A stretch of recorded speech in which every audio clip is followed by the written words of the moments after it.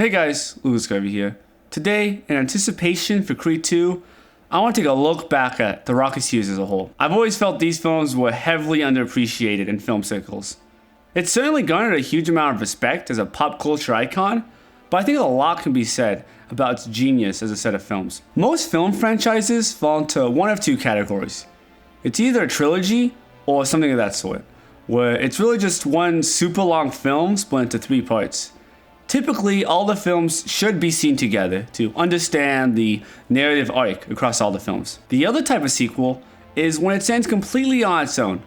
Obviously, it's a sequel, so it'll probably have the same setting and characters, but the plot is different, making it so every film in the franchise can be watched to the exclusion of the other films. The biggest issue with this type of series is that more often than not, the films tend to repeat themselves, touching on the same points over and over again, eventually leading to the films becoming stale, feeling like a rehash.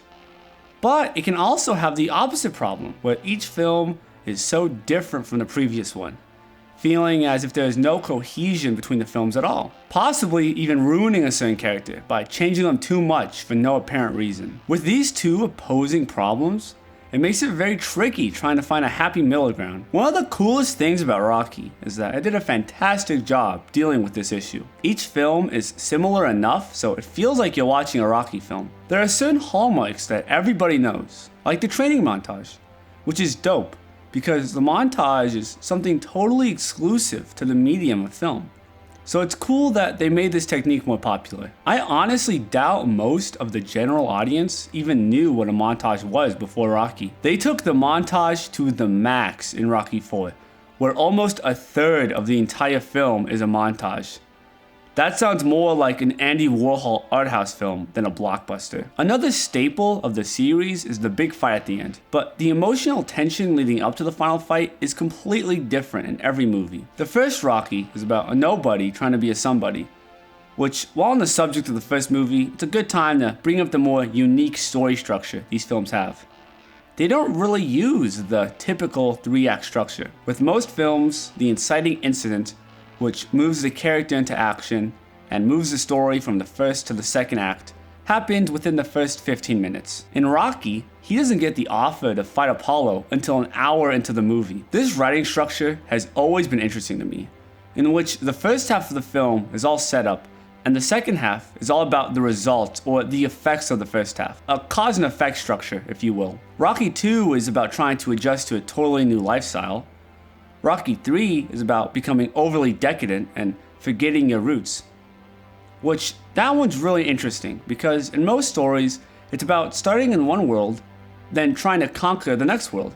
And by the end of the story, the hero has mastered both worlds. But in Rocky 3, when he masters the world of wealth and becomes civilized, it's a huge struggle trying to go back to where he used to be. In Rocky 4, it's all about being stranded and losing your community.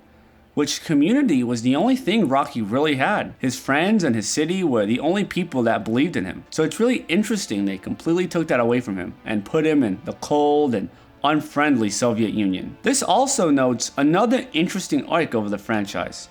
The first two Rocky films are about getting more, going out and getting what you're worth. Every film after that is about losing everything you have and still finding the strength to get up and move on, summarized brilliantly with Mickey's scene in Rocky 5. Little by little, we lose our friends, we lose everything, we keep losing and losing till we say, you know, oh, what the hell am I living around here for? I got no reason to go on.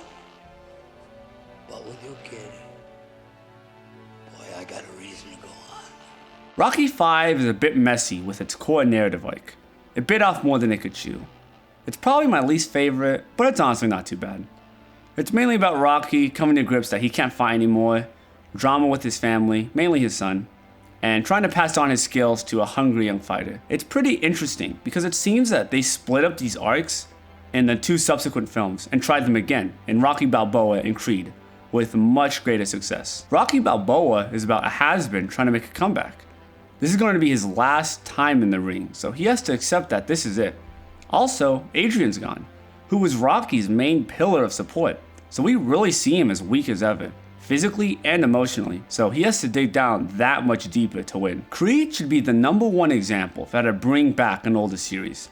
It feels new enough and adds new elements of drama to make the film intense, while still tying in the older characters and ideas of the original films. Really, it's almost the antithesis of the original Rocky.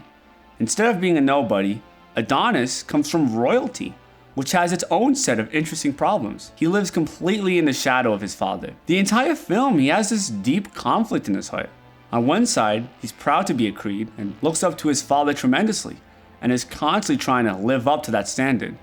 But at the same time, he has so much resentment because his father left him all alone and everyone treats him completely differently when they find out he's a Creed. And the eventual culmination of this conflict at the end of the film is one of my favorite editorial moments in the whole series, which is saying something because I think the editing has always been one of the strongest parts of the Rocky series. I always found the Rocky films to be very impressive.